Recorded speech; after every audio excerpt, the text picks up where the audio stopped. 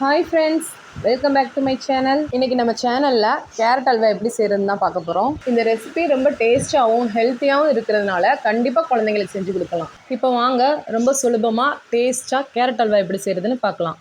First carrot halwa செய்கிறதுக்கு 2 cup பாலை இந்த மாதிரி காய்ச்சி நல்லா ஆற வச்சு எடுத்துக்கணும். இப்போ பால் ஒரு பக்கம் இருக்கட்டும்.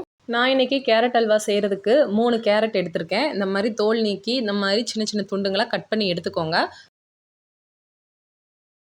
அதுக்கப்புறமா இதை மிக்சர் ஜாரில் போட்டு கொரகொரப்பாக அரைச்சி எடுத்துக்கணும்.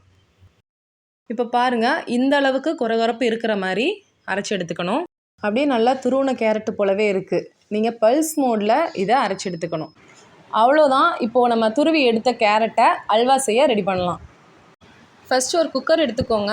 அதில் 3 ஸ்பூன் நெய்யை இந்த மாதிரி சேர்த்துக்கோங்க. நெய் உருகுனதும் நம்ம கொரகொரப்பாக அரைச்சி வச்ச கேரட்டை இதில் சேர்த்துக்கணும். சேர்த்துட்டு மீடியம் ஃப்ளேம்லேயே இதை 5 நிமிஷம் நல்லா வறுத்துக்கோங்க. இந்த மாதிரி கேரட்டை நல்லா ஃப்ரை பண்ணதுக்கப்புறம் நம்ம ஆல்ரெடி பாயில் பண்ணி வச்ச பாலை இப்போ இதோட சேர்த்துக்கலாம். நான் இன்றைக்கி 3 கப் துருவின கேரட்டும் 2 கப் பாலும் எடுத்துருந்தேன். பாலை சேர்த்துட்டு இதை ஒரு டைம் நல்லா கலந்து விட்டுக்கோங்க. பாலை இந்த மாதிரி கலந்து விட்டுட்டு மூடி போட்டு ஹை ஃப்ளேமில் ஒரு 2 விசில் விட்டு எடுத்துக்கோங்க. இப்போ 2 விசில் விட்டாச்சு. ப்ரெஷர்லாம் போயிடுச்சு. இப்போ குக்கர் ஓப்பன் பண்ணி பார்க்கலாம். ப்ரெஷர்லாம் தானாக போனதுக்கப்புறம் தான் குக்கர் ஓப்பன் பண்ணணும். இப்போ ஓப்பன் பண்ணதுக்கப்புறம் ஒரு தடவை நல்லா கிண்டி விட்டுட்டு 1/2 கப் அளவுக்கு சர்க்கரை சேர்த்துக்கோங்க. சேர்த்துட்டு இதை நல்லா மிக்ஸ் பண்ணி விட்டுக்கணும். இப்போ திரும்ப அடுப்பு ஆன் பண்ணிவிட்டு சர்க்கரை நல்லா கரையிற அளவுக்கு இந்த மாதிரி கிண்டி விட்டுக்கணும். சர்க்கரை நல்லா கரைஞ்சதுக்கப்புறமா 1/4 ஸ்பூன் ஏலக்காய் பவுடர் சேர்த்துக்கோங்க.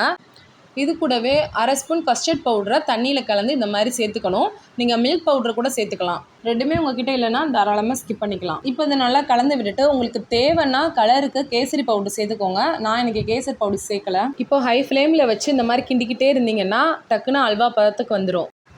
இப்போ 1/4 கப் நெய்யில் முந்திரி பருப்புகளை இந்த மாதிரி தாளிச்சிட்டு அல்வா கூட சேர்த்துக்கலாம்.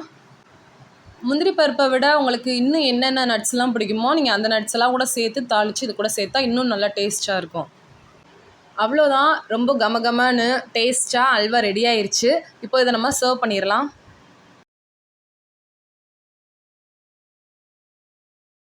ஃப்ரெண்ட்ஸ், கண்டிப்பாக நீங்களும் ட்ரை பண்ணி பாருங்கள். ரொம்பவே ஈஸி. இந்த ரெசிபி கிட்ஸ்க்குலாம் ரொம்ப பிடிக்கும். சட்டுன்னு 10 நிமிஷத்தில் ரெடி பண்ணிடலாம். ஓகே ஃப்ரெண்ட்ஸ், வீடியோ பிடிச்சிருந்தால் லைக் பண்ணுங்கள், கமெண்ட் பண்ணுங்கள், ஷேர் பண்ணுங்கள். மறக்காமல் நம்ம சேனலை சப்ஸ்கிரைப் பண்ணுங்கள். Okay friends, thank you.